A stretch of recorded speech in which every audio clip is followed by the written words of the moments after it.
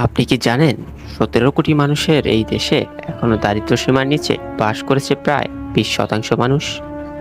অথচ বাংলাদেশ একসময় বলা হতো উন্নয়নের রোল মডেল। তাহলে প্রশ্ন হলো, কেন বাংলাদেশের অর্থনীতি এখনো পিছিয়ে আছে, আর উন্নতির পথ কি?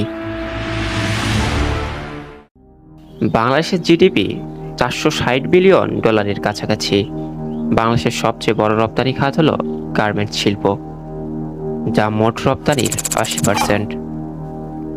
প্রবাসী আয়ের উপরেও অনেকাংশে নির্ভরশীল অর্থনীতি। কিন্তু বর্তমানে বৈদেশিক মুদ্রার রিজার্ভ কমেছে, মুদ্রাস্ফীতি বাড়ছে, বেকারত্ব উদ্বেগজনক হারে বেড়ে চলেছে। বাংলাদেশের অর্থনীতি পিছিয়ে থাকার বেশ কয়েকটি বড় কারণ রয়েছে। অধিকাংশ রপ্তানি গার্মেন্টস নির্ভর, প্রযুক্তি বা হাই ভ্যালু পণ্য উৎপাদনে পিছিয়ে। বিশ্বব্যাংকের রিপোর্ট অনুযায়ী বাংলাদেশের সরকারি খাতের দুর্নীতি অর্থনীতির বড় ক্ষতি করে। প্রতি বছর লাখো শিক্ষার্থী পাশ করেছে, কিন্তু দক্ষতা না থাকায় তারা চাকরি পাচ্ছে না।